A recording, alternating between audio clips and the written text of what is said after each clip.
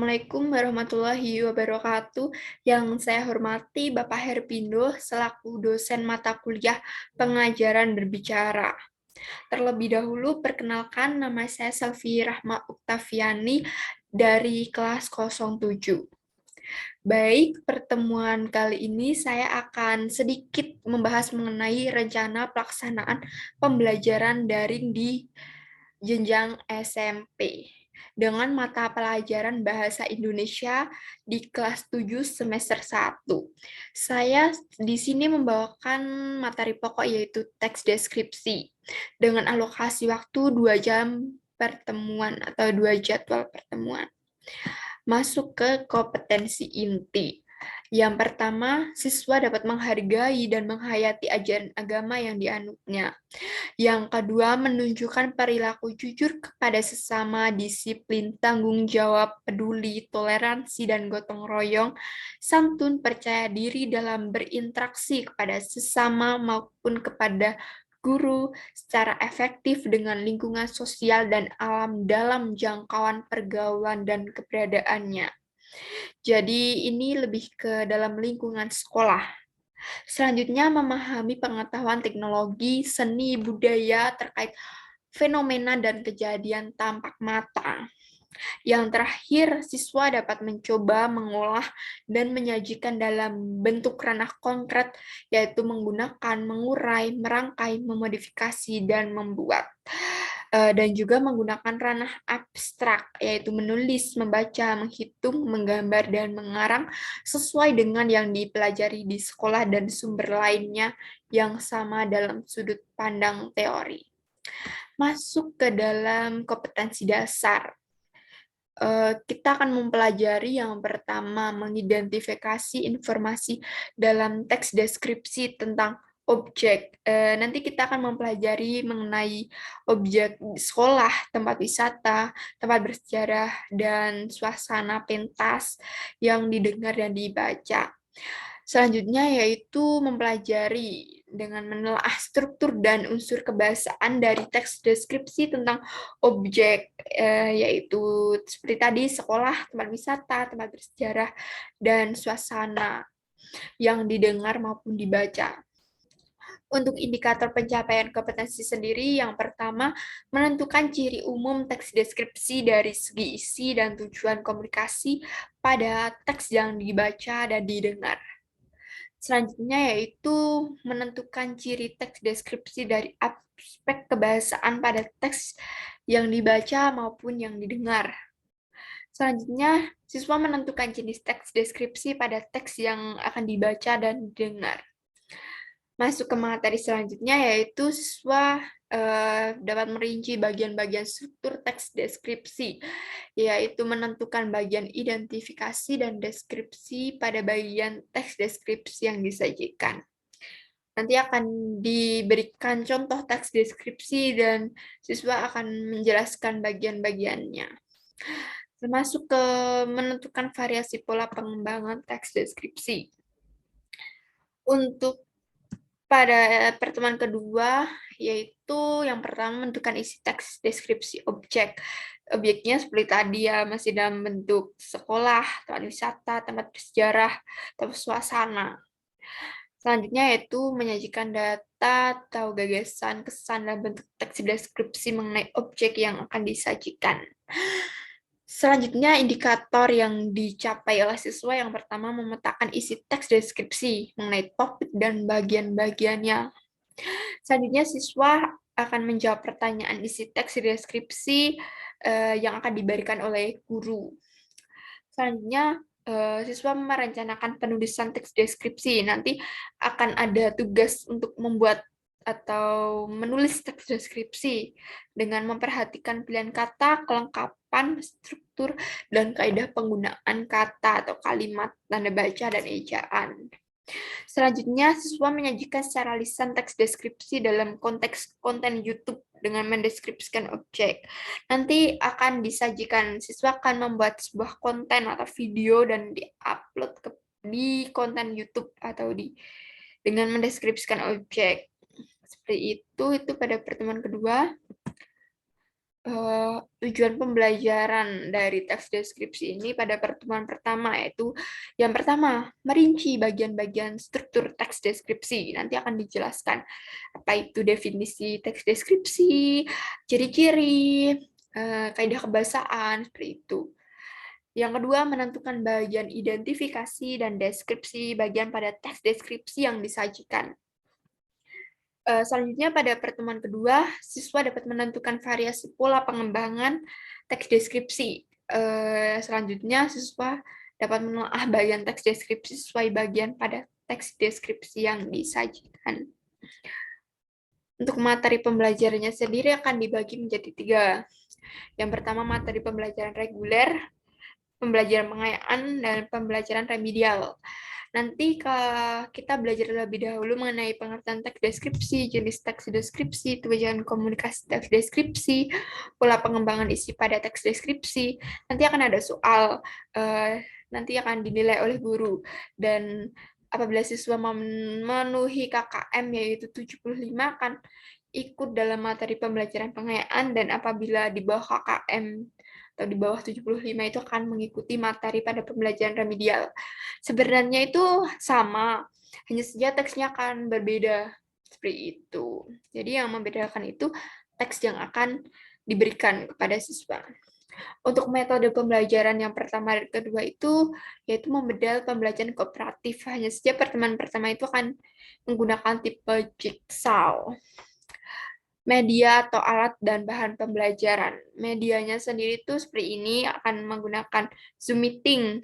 Nanti siswa akan mendapat soal juga menggunakan e-learning dari sekolah dan WhatsApp group untuk beberapa pertanyaan yang cukup kesulitan untuk siswa. Jadi nanti akan ditanyakan seperti itu. Untuk alat dan bahan sendiri nanti akan menggunakan handphone atau laptop dengan semoga nanti ada sinyal gitu memadahi seperti itu agar pembelajaran efektif. Untuk sumber belajarnya sendiri nanti akan dipinjamkan buku siswa bahasa Indonesia SMP MTS kelas 7. Langkah-langkah pembelajaran itu nanti itu ya berdoa, terus mengajak kehadiran, nanti akan sedikit menyinggung apa itu teks deskripsi. Nanti saya akan tanyakan mengenai apakah siswa udah pernah paham mengenai teks deskripsi atau belum, atau seperti apa sih teks deskripsi itu menurut anak-anak semua.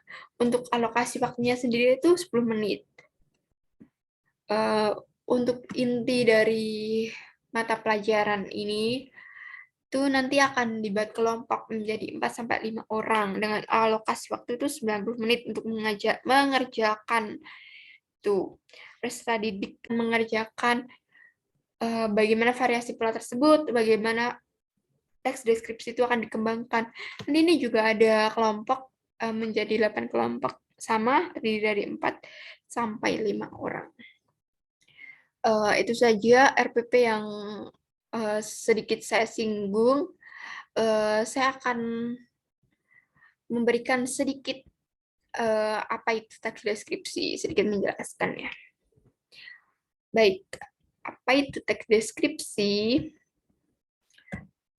Pengertian dari teks deskripsi yaitu sebuah paragraf di mana gagasan utamanya disampaikan dengan cara menggambarkan secara jelas objek, tempat, atau peristiwa yang sedang menjadi topik kepada pembaca, sehingga pembaca seolah-olah merasakan langsung apa yang sedang diungkapkan dalam teks tersebut.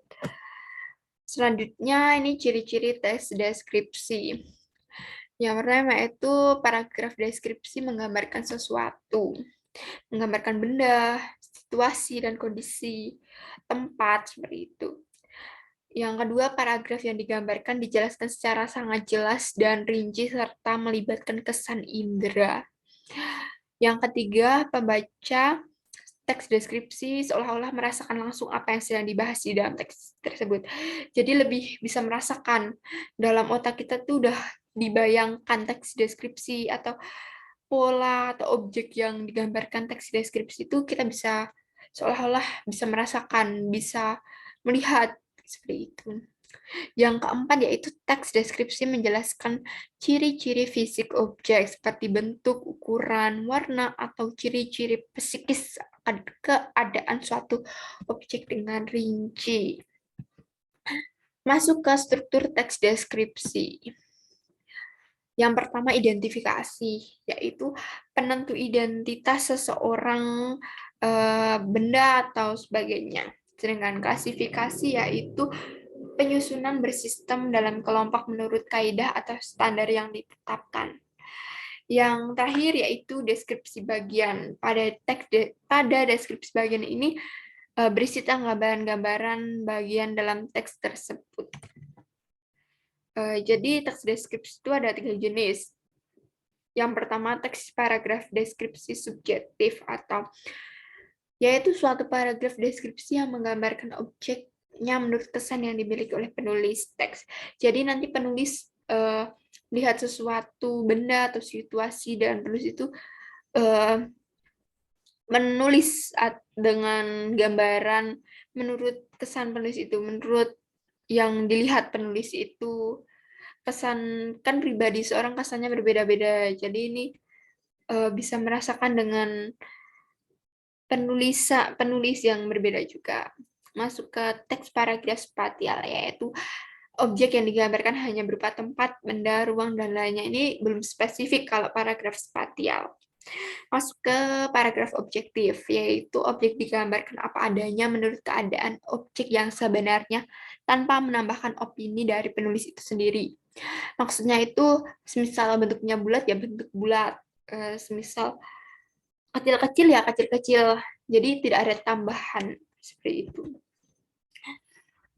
Untuk membuat paragraf deskripsi atau membuat teks deskripsi itu ada langkah-langkahnya.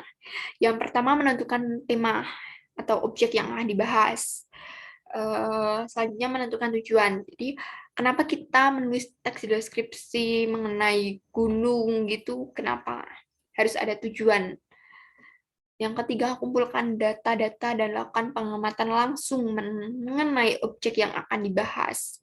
Yang keempat, setelah data-data terkumpul, susunlah data tersebut menjadi kerangka karangan.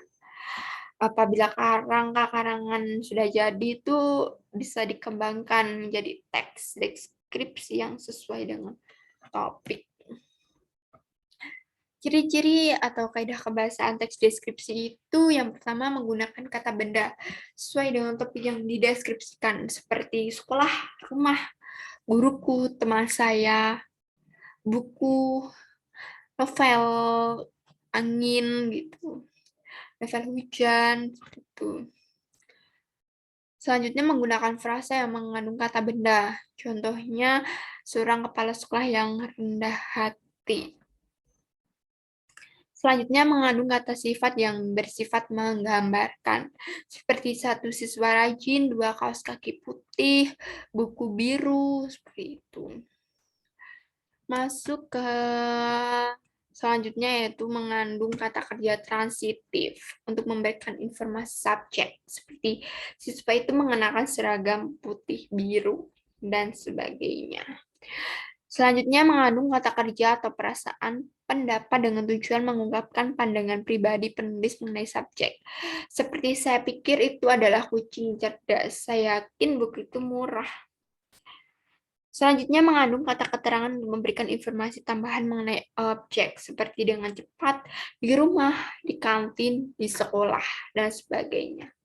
Mengandung bahasa kiasan berupa perumpamaan atau metafora, seperti kulitnya lembut seperti benang sutra. Jadi kiasan itu seperti benang sutra atau tangan panjang. Seperti itu. Baik, terima kasih. Itu saja yang dapat saya sampaikan mengenai teks deskripsi. Mohon maaf apabila ada kesalahan kata yang kurang berkenan. Dan terima kasih atas waktunya. Tugas ini saya kerjakan untuk pemenuhan tugas pengajaran berbicara. Terima kasih. Wassalamualaikum warahmatullahi wabarakatuh.